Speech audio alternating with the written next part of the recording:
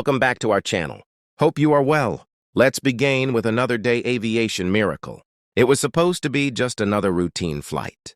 The sun rose over the horizon, painting the clouds in gold and silver hues as Boeing 787. Flight 226 sliced through the calm morning sky. 240 passengers were on board, businessmen scrolling through emails, families heading home, a couple of tourists photographing the endless blue. Inside the cockpit, everything was running perfectly. The pilots performed their routine checklists. Autopilot held the altitude steady, and the air hostesses moved gracefully through the aisles, serving breakfast trays and coffee cups. The soft hum of the engines was a lullaby that filled the cabin. Among the passengers sat a 20-year-old aviation student, Emma Henderson. Seat 22A, earphones in, a notebook open beside her, and a curious gaze fixed outside the window. She had always dreamed of flying, not as a passenger, but as a pilot. Every takeoff thrilled her, every landing fascinated her. She watched the flaps move, the wings tilt, memorizing how the sky obeyed human hands.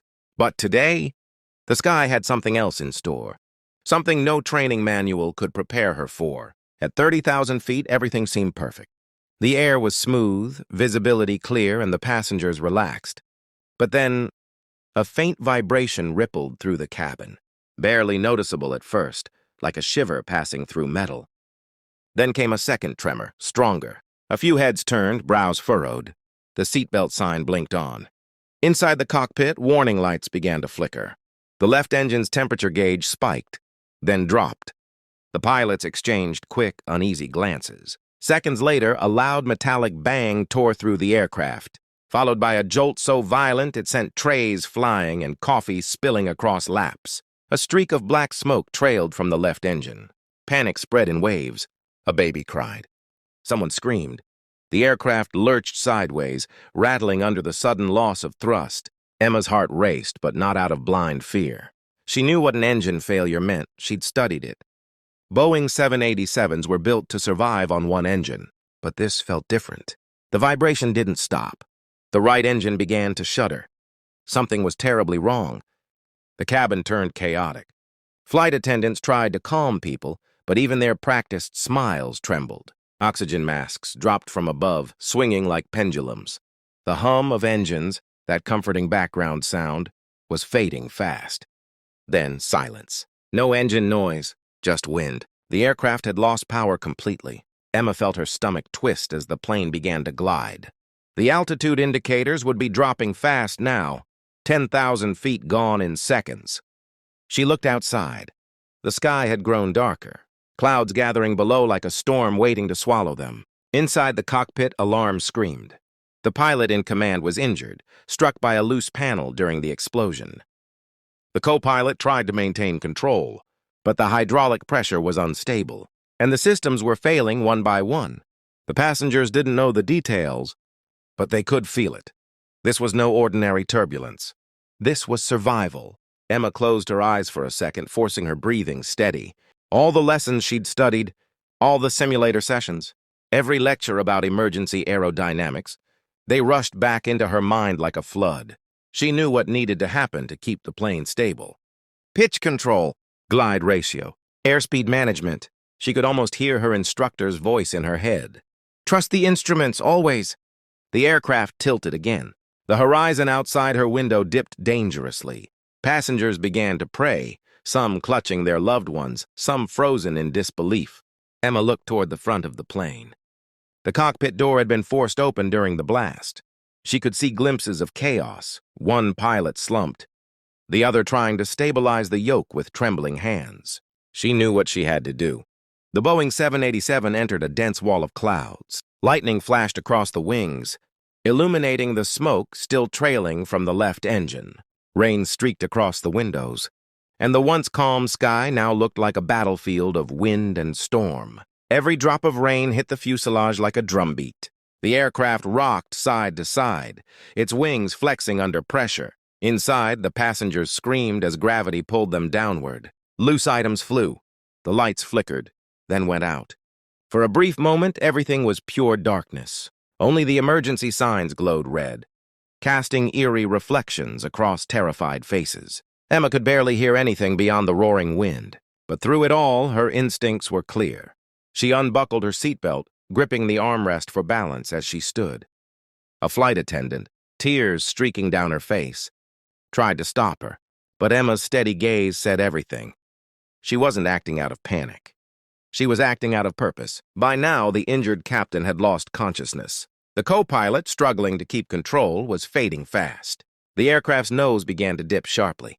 The ground was still miles below, but at their current descent rate, they had minutes, maybe less. Emma moved forward, step by careful step, as the cabin lurched violently. The screams around her became muffled. The flashing lights and chaos blurred into a single thought pulsing in her mind. If no one acts now, everyone dies. She reached the cockpit, breath ragged, and saw it. The glowing array of instruments, the trembling yoke, and the reality that no one else could save them. One pilot unconscious, the other barely responsive, and a Boeing 787 spiraling down through storm clouds. Emma took the empty seat. Her hands hovered over the controls, her heart pounding so loudly she could hear it echo. For the first time in her life, she wasn't just an aviation student. She was the only person left between 240 lives and the earth rushing up beneath them. The outside world was chaos, lightning flashing, engines dead, wind howling. But inside her something shifted, a strange calm. Her training took over. She glanced at the artificial horizon, the airspeed indicator, the altitude gauge. The plane was still gliding, unstable but gliding. She adjusted the yoke slightly, feeling the weight of the aircraft respond. The nose leveled just a little, enough to stop the spin. Below, the clouds began to thin, and faint patches of land appeared. For a moment, the silence inside the cockpit felt almost holy. The plane was still falling, but no longer out of control. And for the first time since the explosion, there was hope. The cockpit was filled with the smell of burning wires and metal. Smoke curled along the panels and warning lights flashed across every screen. The roar of the storm outside had become deafening, battering the windows with rain and wind. Emma Henderson sat in the co-pilot's seat, trembling, drenched in sweat, yet holding her focus like a professional. In front of her, hundreds of glowing instruments painted her face with alternating red and green light. Behind her, 240 lives waited, suspended between sky and death. She had dreamed of this place her entire life. The pilot's seat, but not like this. Not with one engine destroyed, the other dead, and both pilots incapacitated. Not in the middle of a thunderstorm with the ground closing in fast. She took a breath, remembering her instructor's voice in her mind. Aviate, navigate, communicate. Step 1, keep the aircraft flying. The yoke was heavy, far heavier than any simulator. She pushed slightly forward, trimming the nose, trying to stabilize the glide. The artificial horizon showed the nose dipping too fast. She pulled back gently. The aircraft responded sluggishly but obeyed. Altitude, 19,000 feet and dropping. Airspeed, fluctuating, unstable. Hydraulics, partial pressure. Power, 0. The Boeing 787 was now a 300-ton glider. Outside, the lightning illuminated the storm clouds in ghostly flashes. The wings shuddered as wind buffeted the plane, and the rain streaked across the cockpit glass like a waterfall. In the cabin, passengers were praying, whispering, crying, but Emma didn't hear them her entire world had shrunk to the glowing panel in front of her. She adjusted the trim again, trying to level the wings. The plane wobbled but held. Her hands trembled as she checked the standby instruments. Then she saw something, a small flicker on the electrical bus indicator. Maybe the auxiliary power unit, the APU, could still be activated. If she could restart even partial power, maybe some hydraulics or avionics would come back online. She reached for the switch. A deep whine echoed behind her as the backup system tried to start. For a second, nothing. Then, a faint vibration, and a few indicator lights returned to green. It wasn't much, but it was life. A tiny spark of energy hummed through the aircraft's veins. The flight computers flickered alive, showing altitude and speed again. She whispered a silent thought, not a prayer, but a promise. I'm not letting this plane go down. Through the thick clouds, she caught glimpses of the world below and a vast stretch of dark mountains and patches of farmland. Somewhere down there was a chance of survival or complete destruction. Emma knew she needed to find a flat area, maybe an emergency runway, a field, anything. She opened the navigation display. The storm had cut off their main GPS connection, but one faint beacon still showed. An old regional airstrip 40 miles north. 40 miles. At their current glide ratio, it was barely possible. But it was something. She banked the plane slightly to the left. The movement was slow, deliberate, careful, like guiding a sleeping giant through a hurricane. Every adjustment felt monumental. Every second mattered. The cabin rattled again. A thunderclap exploded so close that the cockpit shook violently. The right wing dipped sharply. For a terrifying few moments, the aircraft rolled toward a stall. Emma forced herself to breathe, pushing the rudder pedal, correcting the bank, adjusting the pitch. The plane stabilized, barely. Her knuckles were white, but her eyes never left the instruments. Behind the locked cockpit door, the passengers were holding hands. Some prayed aloud, others sat frozen. The flight attendants tried to maintain order, though their own fear showed clearly. They didn't know who was flying the plane now, only that someone was. A few rows back, a child asked his mother if they were going to crash. She couldn't answer, but the boy looked toward the front, where the flickering cockpit light glowed faintly through the smoke, and whispered, "Someone's helping us." That someone, a 20-year-old girl, with no official license, was rewriting fate itself. The altimeter kept spinning downward. 12,000 feet. 10,000? Outside, the storm began to thin. Through gaps in the clouds, the faint outline of Earth appeared. Dark fields. Distant roads, maybe a river. Emma knew she needed to start the landing sequence soon. She checked the flap controls. Dead. The hydraulic system wasn't responding. That meant she would have to glide in at a higher speed than normal. One mistake, and the plane could break apart on impact. She scanned the horizon. There, through the mist, a faint strip of flat land. It wasn't an airport, but it was long and open. Possibly a farm or emergency training ground. It would have to do. Every fiber of her body screamed with tension.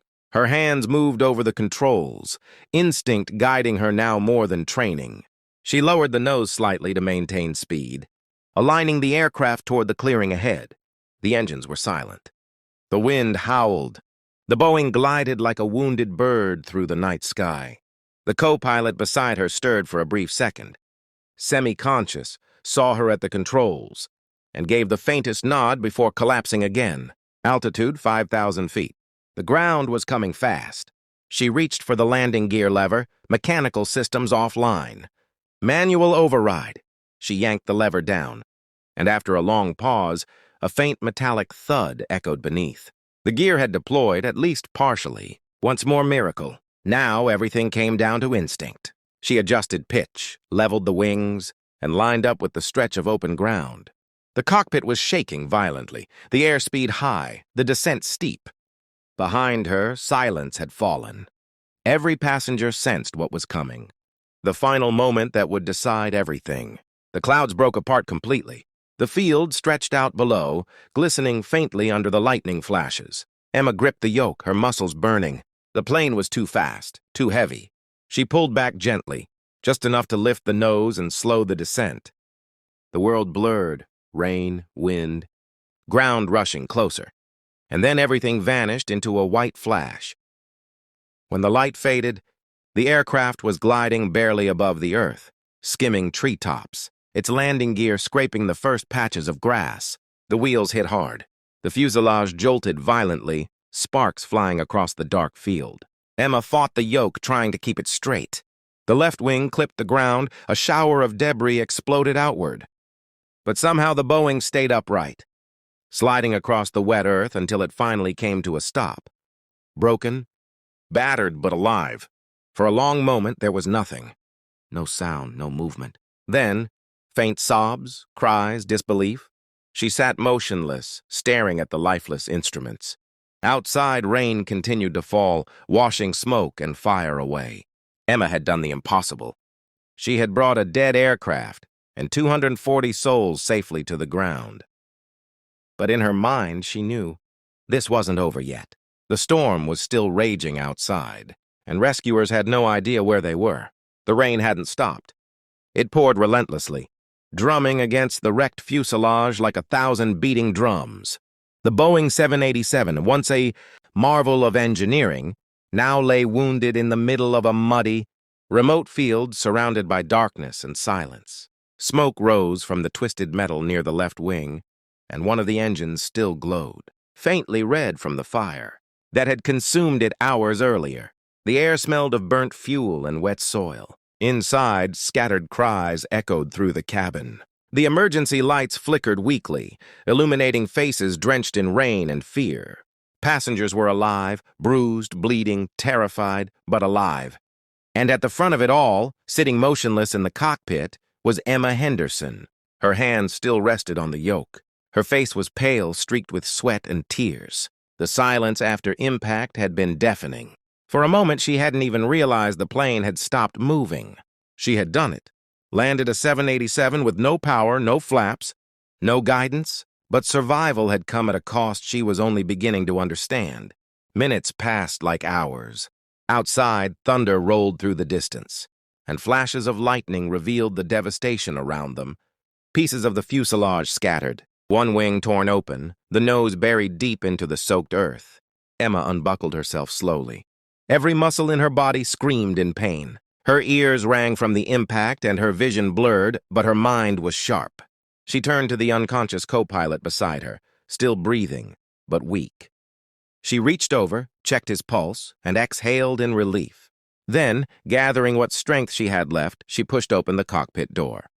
The cabin was chaos. Cries for help. The hiss of broken oxygen lines, the whimper of children. But there was something else, too. Hope. People were alive. The emergency floor lights glowed faintly blue, guiding her through the tilted cabin. She steadied herself against the seats, calling out for those who could move to help others. Outside, the storm howled through broken windows. It wasn't just rain that surrounded them. It was isolation. They were miles from any city, in a region covered with thick forest and farmland. There was no signal, no light, no road in sight. Emma stepped out through the emergency exit, rain slashing her face, cold wind cutting through her soaked uniform. The ground squelched under her boots. The field stretched endlessly into the dark, and beyond it black hills rose like silent shadows. She could hear nothing except thunder and the faint cries from the plane. They needed help, but there was no one coming. Not yet. Emma knew what had to be done. The APU battery still had a few minutes of power, enough to send one emergency signal. If the communication systems weren't too damaged, she climbed back into the cockpit, forcing herself past the pain. The instrument panels were cracked and soaked, but one small light on the transponder still blinked. She flipped a series of switches, rerouting the limited power to the emergency beacon. For a few seconds, nothing happened. Then, a single ping appeared on the screen. The distress signal was active. It wasn't much, but it might be enough to catch the attention of air traffic control or a rescue aircraft scanning the area. She leaned back, exhausted. Her chest heaved as she tried to steady her breathing. Outside, the rain intensified again and the temperature dropped. Passengers huddled together for warmth, using torn seat covers as makeshift blankets. Emma stepped out once more, walking through the wreckage, helping those trapped in their seats. The smell of smoke, jet fuel, and rain filled her lungs. But she didn't stop. She tore open overhead bins, looking for flashlights, first aid kits, and flares. The crew, shaken but alive, followed her lead, tending to the injured and calming the frightened.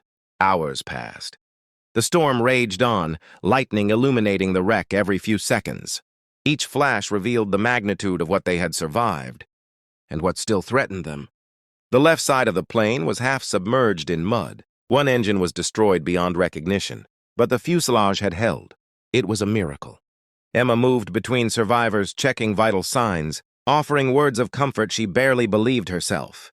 She was cold, drenched, and trembling, yet her eyes remained steady. At one point, she looked out toward the horizon.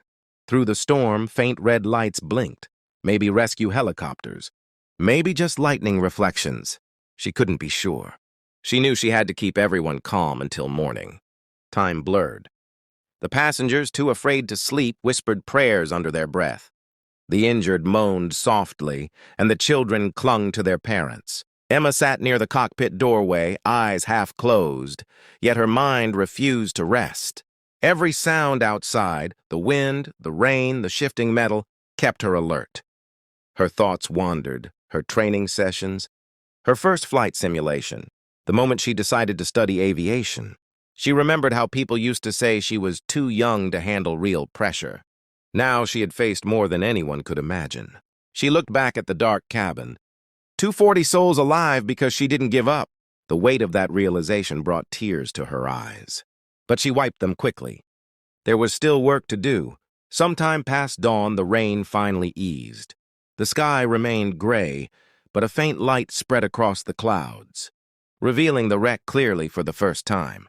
Steam rose from the warm metal meeting cold air. The field around them stretched vast and quiet, dotted with debris and scattered luggage. Emma climbed onto the broken wing, scanning the horizon. And there, in the distance, she saw it.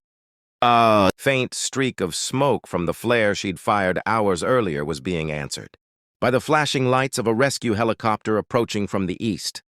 Relief hit her like a wave. She stumbled back into the cabin, shouting for the others to stay calm. They were going to be found. People began to cry again, this time not from fear but from gratitude. Within minutes, the first helicopter hovered above the field, its searchlight cutting through the mist. Rescue teams in orange suits descended, moving swiftly through the wreckage, assessing survivors. When they reached the cockpit, they found Emma still standing, drenched, exhausted and trembling, but alive. She simply nodded as they approached, too drained to speak. One of the rescuers looked around the cockpit, at the destroyed instruments and lifeless systems, and realized what she had done. A 20-year-old girl had flown and landed a powerless Boeing 787 through a storm, saving hundreds. As the last passengers were airlifted out, Emma stood in the rain beside the wreck. The helicopter lights painted her in white and gold. Behind her, the aircraft lay silent, no longer a machine, but a monument to courage. For a moment, she looked back at it, the cockpit where she'd defied death, the wings that had carried her through the impossible. And then, with a deep breath, she stepped toward the rescuers, disappearing into the morning mist. The nightmare was over. The legend had just begun. The first light of dawn spread across the soaked fields, illuminating the scattered remains of Flight 308. Smoke curled slowly from one of the broken wings, its reflection trembling on puddles left by the storm. The chaos of the night had turned into silence, an eerie, heavy calm. Birds circled above as rescue teams moved cautiously between debris, searching for survivors among the twisted metal. The young woman, her clothes torn, face streaked with ash and rain, stood near the wreckage of the cockpit, still shivering. Her trembling hands clutched the co-pilot's seatbelt she had held for hours through the storm. Around her, the surviving passengers stared with disbelief. Some whispered her name. Others simply watched in stunned silence. None could comprehend how a 20-year-old student, without formal training, had kept a Boeing 787 from tearing itself apart mid-air. In the hours that followed, paramedics and firefighters worked relentlessly. The girl refused medical attention until everyone else was safe. She helped guide rescuers through the wreck, pointing to trapped passengers, recalling exact seat numbers from memory. Her calm voice cut through the confusion like a beacon. Even in exhaustion, she carried herself with quiet resolve. By midday, the storm had cleared completely. The field was now a landscape of flashing lights, ambulances, cameras, and investigators. News of the miraculous survival had already begun to spread across the world. Reporters gathered near the police tape, their voices rising with each breaking update. A young passenger has saved a Boeing 787. Behind the glare of cameras, aviation experts examined the wreck. What they discovered left them speechless. Both engines had failed due to a rare mid-flight compressor stall caused by a dual-bird strike. The autopilot had disengaged. The flight deck was partially disabled. And yet, the data recorder showed that manual inputs, precise, deliberate, had guided the aircraft into a controlled descent and emergency landing. The hands on the controls weren't those of the pilots, but the passenger. When investigators asked her later how she did it, her answer was simple. She had watched her father, an Air Force pilot, fly simulators as a child. She had memorized his movements, his calm voice explaining aerodynamics and control surfaces. She had never thought it would matter. Until that night. Days later, global media hailed her as the miracle pilot. Aviation. Forums dissected every second of the flight data.